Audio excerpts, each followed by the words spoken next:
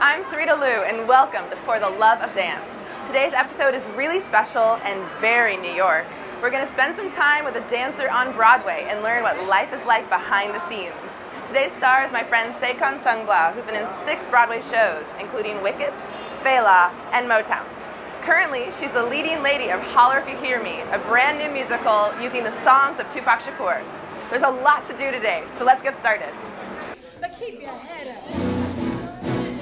Keep your head up. Ooh, child, things are gonna get easy. Keep your head up. Ooh, child, things will get right. Oh, oh. Keep your head up. Ooh, child, things are gonna get easy. Keep your head up. Ooh, child, things will get right. Yes. Thank you so much for having us. Thank you for having me. I'm so excited to do this episode because people have this idea of Broadway, and we were walking on Times Square and everyone's looking up at all the shows and the signs, and your show, of course, and many of the shows that you've been in are publicized out there. Tell us which shows you've been in. I've been in Wicked, The Color Purple, Aida, Rent, Fela, Hair, Motown. I was just in Motown. Yes. And now I'm in Holler If You Hear Me. I mean, was that always the goal? Was Broadway the goal? No, Broadway was not the goal. You know, I wanted to be like a pop star and do music. And I went to a performing arts high school, and so I was always doing that. And my career sort of started before I made a plan for what it would be. Wow. So in between, I would get like regular jobs. I was be a waitress, and then I'd get a movie. You know, I worked at a Family Dollar store, and then I booked another movie. Things just were happening. Yeah. And so eventually I just went with it. For you as a little girl, when you were thinking about performing, it was singing. That's the cool thing about Broadway. Yeah. I get to sing, I get to act, I get to dance, I get to wear really cool costumes and awesome wigs and makeup and glamour. You know, I really love all that stuff. And how was the dancing for you? Because I know that there's the triple threat, right? There's that person that can do it all, and then there's people that really specify in what they're great at. I definitely, you know, I'm a singer who moves well. Yes. But movement is a very important part of what I do. Absolutely. You know, just in terms of how I carry myself and being able to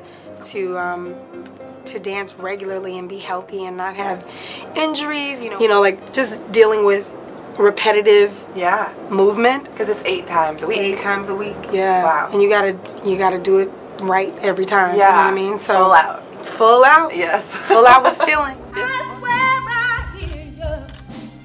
Something inside, please let me die. He's a strange clown. How come I never made it? Maybe it's the way I played it in my heart. Where Fela used to be is now Book of Mormon. I have a lot of friends that are in that show. I think I know a couple people that are in Chicago. You know, the whole the Broadway world is sort of, I guess it's a small world in that you know people.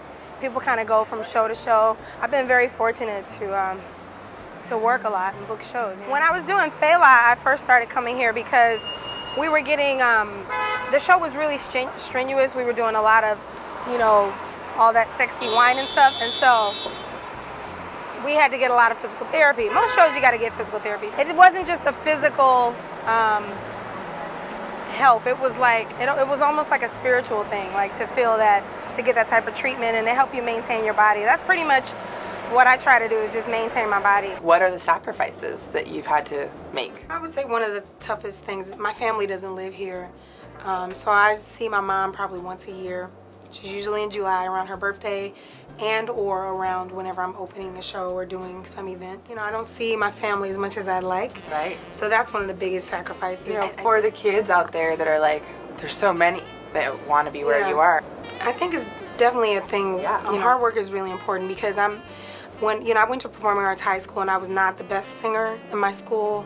I was not the best dancer. I was not the prettiest. I was not the most talented. I was very ambitious and focused, and I think sometimes that can overshadow even talent.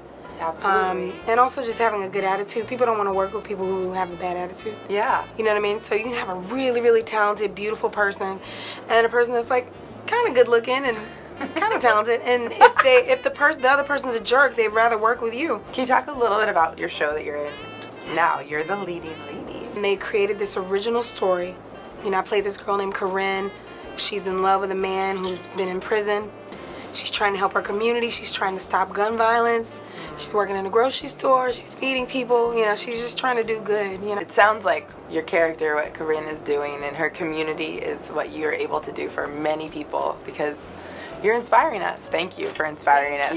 Thank you for having me. Keep singing, keep dancing. I'm so proud around of you. Times Square. I loved it. Yes. It was really exciting. I'm so proud of you as well. Thank you. Today we got a peek into the life of a Broadway dancer. Through Saycon's story, we can better understand the challenges of performing 8 times a week, but also the joys of being on Broadway. I'm Sarita Lou, and until next time, keep dancing.